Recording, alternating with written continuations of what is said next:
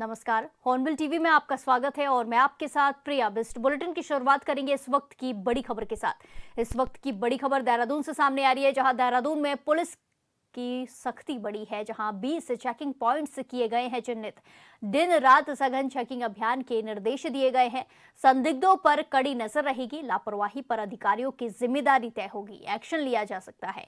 आम जनता में सुरक्षा का भरोसा बढ़ाना लक्ष्य है। बड़ी खबर आपको बताई जा रही है, जहां देहरादून में लगातार घटनाएं देखने को मिल रही थी, गोलीकांड की घटनाएं देखने को मिल रही थी, जिसके चलते अब पुलिस की सख्ती बढ़ गई है। पुलिस प्रशासन अलर्ट मोड पर आ गया है। 20 चेकिंग पॉइंट चिन्हित किए हैं, जहां लगातार दिन रात चेकिंग चलेगी, कड़ाई से चेकिंग चलेगी, संदिग्धों पर नजर रखी जाएगी। इसी के साथ लापरवाही अगर बरती गई तो जिम्मेदारी तय की गई है, अधिकारियों पर एक्शन होगा। आम जनता में सुरक्षा का भरोसा बढ़ाने पर जोर दिया जा रहा है। आम जनता को सुरक्षित महसूस कराना लक्ष्य है, जहां देहरादून में पुलिस की सख्ती बढ़ गई है, जिसके चलते 20 चेकिंग पॉइंट चिन्हित किए गए हैं, जहां लगातार पुलिस दिन रात चेकिंग अभियान चला रही है।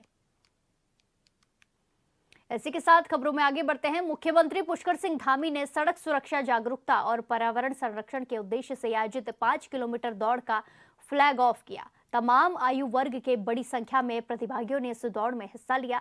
इस मौके पर सभी प्रतिभागियों को सड़क सुरक्षा नियमों के पालन और पर्यावरण संरक्षण के प्रति जागरूकता बढ़ाने की शपथ दिलाई।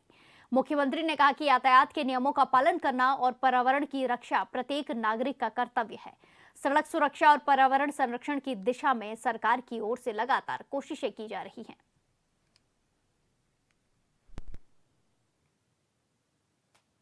भारत माता की, भारत माता की।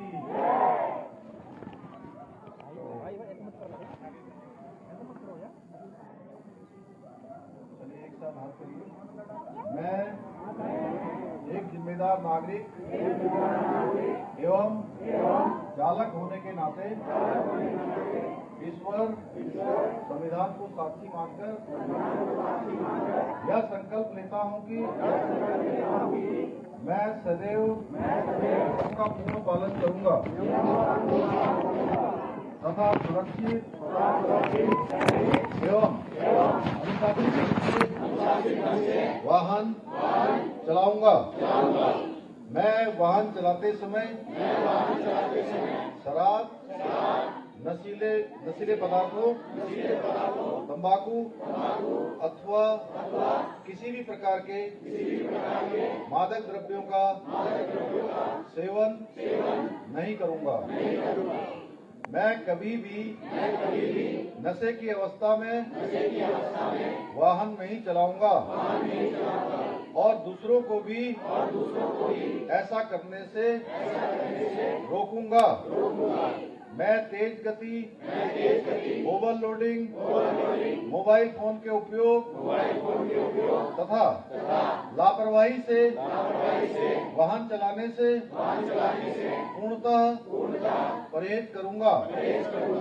मैं सदैव बेल्ट, हेलमेट एवं अन्य सुरक्षा उपकरणों का उपयोग करूंगा तथा यात्रियों को भी इसके लिए प्रेरित करूंगा। मैं अपने वाहन की नियमित जांच करूंगा ताकि वह सड़क पर सुरक्षित रूप से चलने योग्य बना रहे। मैं सड़क पर पैदल यात्रियों, साइकिल चालकों, बुजुर्गों, बच्चों एवं दिव्यांगजनों की सुरक्षा का विशेष ध्यान रखूंगा। मैं सड़क दुर्घटनाओं की रोकथाम हेतु जागरूकता फैलाऊंगा और सड़क सुरक्षा एवं नशा मुक्ति का संदेश समाज तक पहुंचाऊंगा। मैं यह संकल्प अपने परिवार, समाज और राष्ट्र की सुरक्षा के हित में पूर्ण निष्ठा एवं ईमानदारी से निभाने का वचन देता हूँ। जय हिंद। इसी के साथ खबरों में आगे बढ़ते हैं। उत्तराखंड सरकार के 4 साल पूरे होने के उपलक्ष्य में 7 मार्च को हरिद्वार में सरकार और संगठन का बड़ा कार्यक्रम आयोजित करने जा रहे हैं। 7 मार्च को हरिद्वार के बैरागी कैंप क्षेत्र में सरकार के 4 साल के कार्यकाल पर कार्यक्रम की तैयारी शुरू की गई है। केंद्रीय गृह मंत्री अमित शाह इस कार्यक्रम के मुख्य अतिथि रहेंगे। इस संबंध में मुख्यमंत्री पुष्कर सिंह धामी ने कहा कि राज्य सरकार ने इन 4 सालों में जो कार्य किए हैं, प्रधानमंत्री नरेंद्र मोदी के नेतृत्व में उत्तराखंड राज्य ने जो प्रगति की है, इसकी विस्तार से प्रदर्शनी और योजनाओं का जिक्र होगा। उन्होंने कहा कि केंद्रीय गृह मंत्री अमित शाह कई नई योजनाओं का शुभारंभ भी करेंगे। पिछले 4 सालों में सरकार के द्वारा जो अनेक विकास के काम किए गए हैं, जन कल्याण के काम किए गए हैं और हर वर्ग के उत्थान के लिए, चाहे महिला हो, युवा हो, गरीब हो, हमारे अनुसूचित वर्ग के लोग हों, पूर्व सैनिक हों, किसान भाई हों, सबके लिए अलग अलग योजनाएं राज्य के अंदर की गई हैं और हर एक जनपद जहां जिसकी संभावनाएं हैं उसके अनुसार सरकार ने योजनाओं को आगे बढ़ाया है। और आगे अभी 1 साल चूँकि चुनाव तक का अभी शेष है, अगले 1 साल की योजना उस पर काम होना है और अगले 5 सालों की योजना पर काम होना है। तो उसके लिए एक बड़ा कार्यक्रम जिसमें प्रदेश भर के लोग सम्मिलित होंगे और आगे की और रूपरेखा बनाई जाएगी।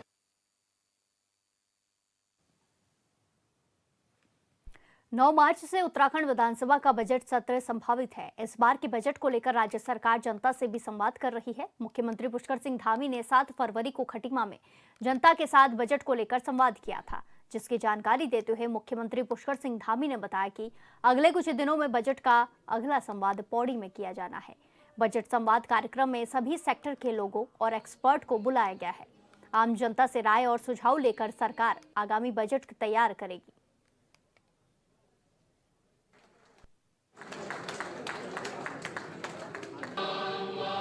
अभी हमारा सामान्य जो बजट है, बजट को तैयारी का अंतिम रूप दिया जा रहा है और उसमें लोगों के जो स्टेक होल्डर्स हैं, राज्य भर के अलग अलग वर्गों के लोग हैं, उन सभी के साथ एक बजट पूर्व संवाद अभी हमने चंपावत बनबसा में किया था।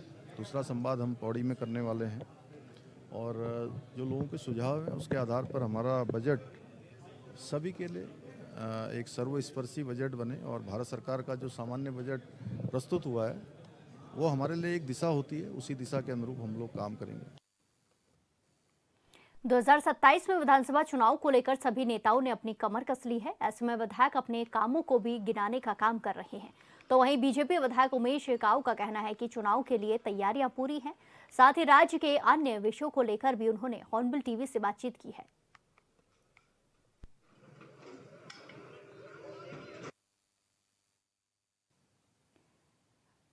बीजेपी विधायक उमेश शर्मा काऊ ने खास बातचीत की है हॉर्नबिल टीवी से, जहां उन्होंने कई सारे मुद्दों पर चर्चा की। विधानसभा चुनाव को लेकर भी हलचल तेज हो गई है, जिसको लेकर लगातार जो विधायक हैं अपने कामों को गिनाने में लगे हैं। नेता हैं वो अपने कामों को जनता के बीच में ले जाने में लगे हैं, बताने में लगे हैं कि जनता के लिए जो सरकार है उन्होंने क्या कुछ काम किया है। ऐसे में बीजेपी विधायक उमेश शर्मा काऊ ने भी हॉर्नबिल टीवी से बातचीत की और क्या कुछ उन्होंने जनता के लिए अभी तक किया है, क्या कुछ बीजेपी सरकार की उपलब्धियां हैं, उसके बारे में जानकारी साझा की है। बीजेपी विधायक उमेश शर्मा काऊ जी हमारे साथ मौजूद हैं। सर, क्योंकि इलेक्शन का समय भी है, 2027 में इलेक्शन भी होने हैं, किस तरह की तैयारियां भी हैं, विकास कार्य किस तरह से गतिमान है सर क्षेत्र में?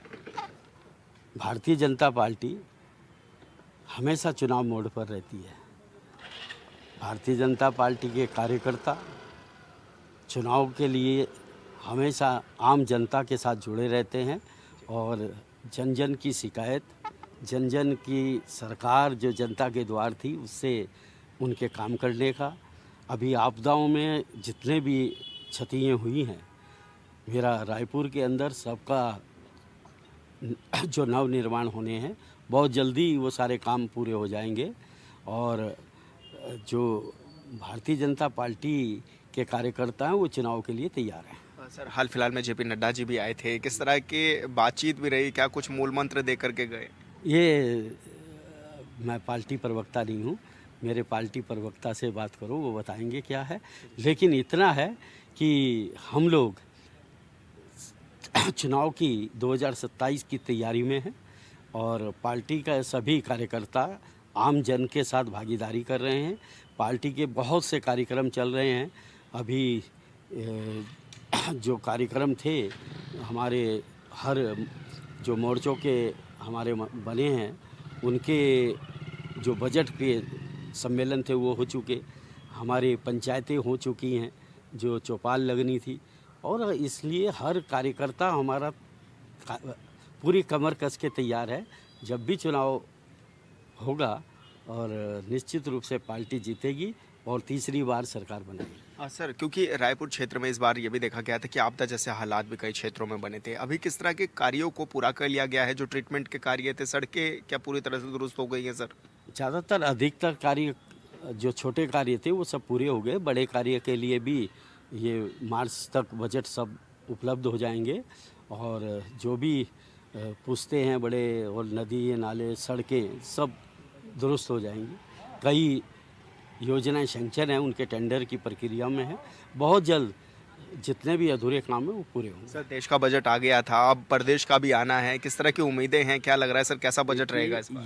ये जो बजट हमारे मोदी जी की सरकार और हमारी वित्त मंत्री ने पेश किया है ये आम जन के लिए और इसमें स्वास्थ्य, इसमें रोजगार, इसमें हमारा शिक्षा, इसमें उत्तराखंड के लिए पर्यटन, हर क्षेत्र को लेके और सबसे बड़ा जो पहले उत्तराखंड को बजट मिलता था उससे बहुत अधिक आगे उसमें नए आगे बढ़ाया गया है और इससे उत्तराखंड को लाभ होगा। आने वाले समय में उत्तराखंड निश्चित रूप से विकसित भारत के सपने के साथ विकसित उत्तराखंड भी होगा। सर, उत्तराखंड का बजट भी आएगा, क्या कुछ उम्मीदें हैं? किस तरह का बजट रहेगा उत्तराखंड का? नहीं, आम जनता का बजट होगा, आम जन के लिए सुविधाएं होंगी और जो हमारा मेन उद्देश्य है जो जनता की मांग होती है, बिजली, पानी, सड़क, ये सब परिविधान उसमें किए जाएंगे। सर, पर्यटक स्थलों को किस तरह से उजागर कर रहे हैं, क्योंकि आपके क्षेत्र में भी इस तरह की ये तो आप जाओ माल देवता वगैरह देखो, आपको जो रोड बही हुई होगी वो बनी हुई मिलेगी। जी, धन्यवाद सर हमसे बातचीत करने के लिए। उमेश शर्मा काऊ जी हमारे साथ थे, जो कि राज्य के तमाम विषयों पर हमारे साथ बातचीत कर रहे थे। ऑन बिल टीवी के लिए देहरादून से विशाल गर्ग। रुड़की में आईआईटी छात्र की गंग नहर में डूबने से मौत हो गई, जिसका शव आखिरकार बरामद कर लिया गया है। करीब 8 दिन तक चले सघन सर्च ऑपरेशन के बाद टीमों को सफलता मिली है। रुड़की में इसे अब तक का सबसे बड़ा संयुक्त सर्च ऑपरेशन माना जा रहा है, जिसमें एसडीआरएफ, एनडीआरएफ, आर्मी, जल पुलिस, स्थानीय पुलिस और आपदा प्रबंधन विभाग की टीमें लगातार जुटी रही। लगातार प्रयासों और कड़ी मशक्कत के बाद शव बरामद होने पर क्षेत्र में शोक का माहौल है। पुलिस ने शव को पोस्टमार्टम के लिए भेज दिया है और आगे की कार्रवाई में जुट गई है।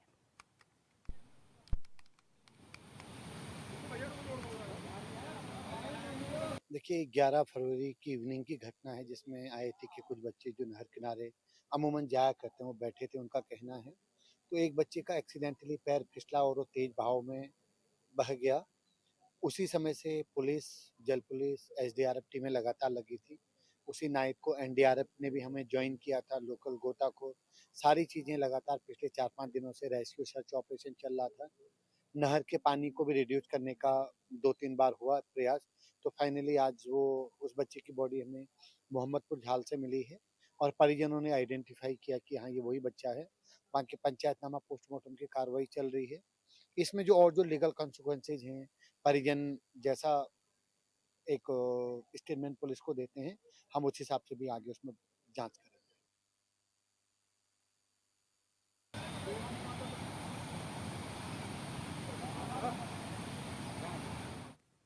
इस खबर पर ज्यादा जानकारी के साथ सीधे जुड़ेंगे हमारे संवाददाता प्रवेश राय से। प्रवेश, सर्च ऑपरेशन चला और आखिरकार अब शव बरामद कर लिया गया है, ऐसे में क्या कुछ इसमें और एक्शन लिए गए हैं? जांच में क्या कुछ निकलकर सामने आया है?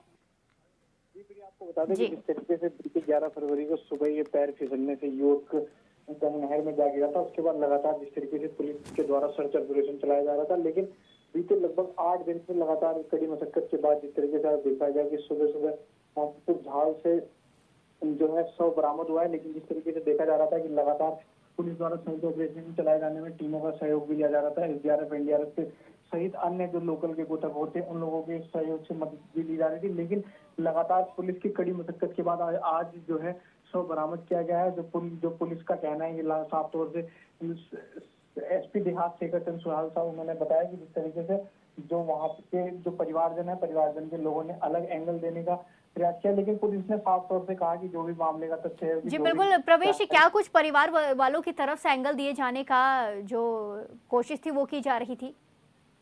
परिवार जिनके लोगों का साफ तौर से कहना था कि कहीं ना कहीं ये हमको लगता है कि ये जो युवक है ये उसको फिसलने से नहीं, धक्का देने से किया कि उससे मृत्यु हुई है शव की। लेकिन कहीं ना कहीं साफ तौर से जो पुलिस है, पुलिस की प्रथम दृष्टया की जो जांच है उसमें यही साफ तौर से स्पष्ट होकर निकलकर सामने आया है कि जो युवक है उसका पैर फिसलने से इस तरीके का मामला हुआ है। लेकिन अब देखना होगा कि पुलिस जो आगे की जांच करती है उसमें पूरा प्रकरण में क्या कुछ निकलकर सामने जी बिल्कुल प्रवेश, ऐसे में पुलिस की तरफ से ये कहा जा रहा है कि जो पैर फिसलने से ये पूरी घटना हुई, ऐसे में कोई सबूत है इसके, कोई सीसीटीवी फुटेज सामने आई है? बिल्कुल, देखिए जिस जानकारी मिली है वहाँ पे अन्य छात्र भी मौजूद थे, तमाम जो छात्र थे उनके भी जो बयान थे वो पुलिस ने दर्ज किए। बताया गया है कि यहाँ पे तमाम जो छात्र है वो अक्सर यहाँ जब छुट्टी का दिन होता है तो छात्र यहाँ पे कुछ समय बिताने के लिए आते हैं। तो ऐसे में तमाम जो छात्र थे उनके बयानों में यही सामने आया कि यहाँ पे जो युवक था वो बैठा होता है, लेकिन अचानक से उसका पैर फिसल जाता है, जिसकी वजह से वो गंगा के तेज बहाव में बह जाता है। हालांकि उसको बचाने का प्रयास भी किया गया था। एक वीडियो सोशल मीडिया पर वायरल हुई थी, उससे साफ तौर से देखा जा सकता था कि जो साथी छात्र थे वो कपड़े की मदद से उसको बचाने की कोशिश कर लेते कि जो एक रस्सी उन्होंने बनाई थी उससे खींचने का प्रयास किया जाता है। लेकिन गंगा के तेज बहाव में जब वो बह गया तो उसके बाद में यहाँ पे मौके पर जो तमाम टीमें थी वो पहुंची। टीम के आने के बाद ही यहाँ पे कड़ी मशक्कत की गई थी उसको ढूंढने की, लेकिन गंगा के ज्यादा पानी और तेज बहाव के कारण करीब 6 दिन के बाद में पूरा सब जो है बरामद पाया। जी बिल्कुल, देखना होगा कि क्या कुछ इसमें निकलकर सामने आता है। धन्यवाद हमारे साथ तमाम जानकारी साझा करने के लिए। इसी के साथ खबरों में आगे बढ़ते हैं। लोहाघाट में मुस्लिम समुदाय के कब्रिस्तान में नमाज पढ़ने का हिंदूवादी संगठनों ने कड़ा विरोध किया।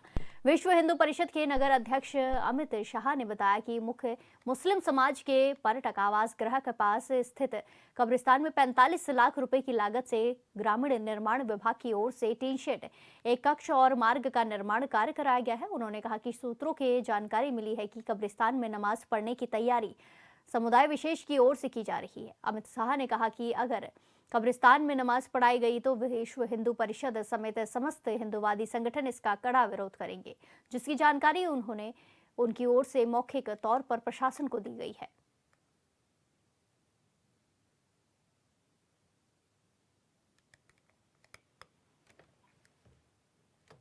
स्थान में नमाज अदा करने के लिए मना कराया गया और वर्तमान में भी मेरे द्वारा पता किया गया तो कब्रिस्तान में किसी भी प्रकार की नमाज अदा नहीं की जाती है। बस एक सबूर्दे खाक इनका कोई शब्द है, उसमें ये नमाज अदा की जाती है। और मैं सबसे ये भी कहना चाहूँगा कि अभी के टाइम पे वहाँ पर को इस टाइप की कोई भी नमाज अदा नहीं करवाई जाएगी। ये बीप इसमें अपना क्रूर रूप अपनाने के लिए तैयार रहेगा। ये सरकारी ही पैसा ही लगा गया हुआ है, शायद मेरे ख्याल से 45 लाख रुपए वहाँ पर को लगाया गया हुआ है। पता नहीं उस 45 लाख रुपए में किया क्या है, और हो सकता है हम भी इसकी भी जांच करवाएंगे कि 45 लाख रुपए में क्या क्या यहाँ पर को कार्य किया गया है। और प्रशासन को भी हमारे द्वारा मौखिक एक सूचना दी गई है कि पहले भी हमारे द्वारा विरोध किया गया था कि इस टाइप की नमाज अदा यहाँ ना करवाई जाए, और अभी भी एक बार प्रशासन को मौखिक रूप से ही ये बताया गया है कि यहाँ पर को नमाज अदा नहीं करवाई जाए।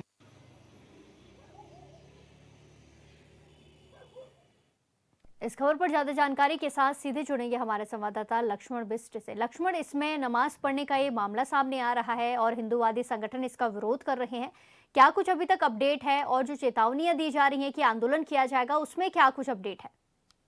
जी प्रिया, मैं बताना चाहूंगा जो लोहाघाट नगर में मुस्लिम समुदाय का जो कब्रिस्तान है पर्यटक आवास गृह से पास, तो वहाँ नमाज पढ़ने की सुगबुगाहट से जो हिंदूवादी संगठन है उन पर जो है गहरी नाराजगी छा गई। जो बीहिप के लोहाघाट के नगर अध्यक्ष हैं अमित शाह, तो उनके द्वारा मौखिक तौर पर प्रशासन और पुलिस को चेतावनी दी गई है कि कब्रिस्तान में जो है नमाज नहीं पढ़ाई जाए। उनका अगर वहाँ नमाज पढ़ी जाती है तो जो पूरे हिंदूवादी संगठन है उसका पुरजोर विरोध करेंगे, आंदोलन करेंगे। तो उन्होंने कहा कब्रिस्तान जो है नमाज पढ़ने की जगह नहीं है उनका। जी बिल्कुल लक्ष्मण, ऐसे में नमाज पढ़ने की बात सामने आ रही है तो इसमें कितनी सच्चाई है? कोई वीडियो सामने आया है कि नमाज पढ़ी जा रही है वहाँ? क्या कुछ और विशेष समुदाय की तरफ से क्या कुछ कोई बयान सामने आया है इसके ऊपर? जी, इसमें अभी नमाज नहीं पढ़ी गई, लेकिन नमाज पढ़वाने के लिए जो है उनके द्वारा प्रशासन या उससे जो है स्वीकृति मांगी जा रही है या कोशिशें की जा रही है, तो इस पर जो इस प्रकार की सुगबुगाहट आएगी, यहाँ नमाज पढ़ने की तैयारियां की जा रही हैं या शुरू हो सकती है, तो इसको लेकर जो विरोध जताया गया जी। जी बिल्कुल, ऐसे में जो विशेष समुदाय के लोग हैं उनकी तरफ से क्या कुछ प्रतिक्रिया सामने आ रही है? आंदोलन की चेतावनी दी जा रही है एक तरफ, और दूसरी तरफ नमाज को लेकर वो अनुमति मांग रहे हैं, तो उनका क्या कुछ कहना है?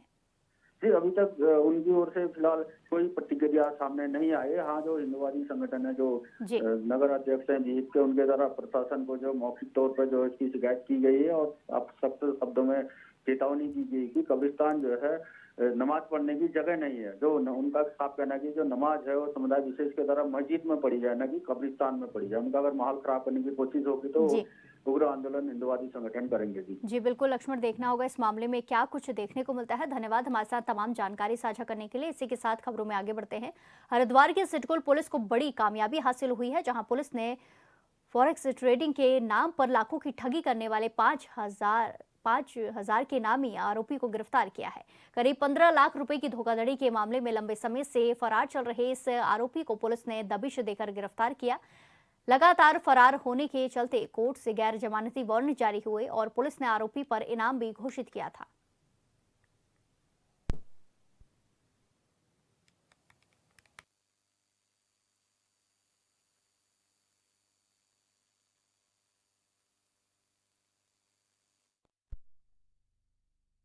रुड़की में निर्माणाधीन बिल्डिंग में काम कर रहे एक मजदूर को दर्जनों दबंगों ने घेर कर लाठी डंडों और फावड़े से अधमरा कर दिया, जिसके बाद उसे गंभीर हालत में अस्पताल पहुंचाया गया। मामले में परिजनों का आरोप है कि पुलिस कोई कार्रवाई नहीं कर रही है। पीड़ित के पिता का कहना है कि पुलिस को तहरीर दी गई है, वीडियो भी दिखाया गया है, लेकिन अभी तक किसी को गिरफ्तार नहीं किया गया है। पीड़ित परिवार ने नवनियुक्त एसएसपी नवनीत सिंह भुल्लर से इस मामले का संज्ञान लेने और इंसाफ दिलाने की अपील की है।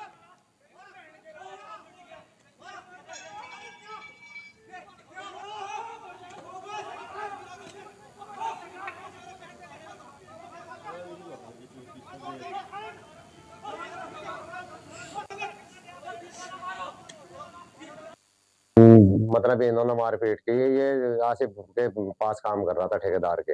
वे वेल्डिंग का काम कर रहे थे, ये पत्थर का काम कर रहे थे वहाँ।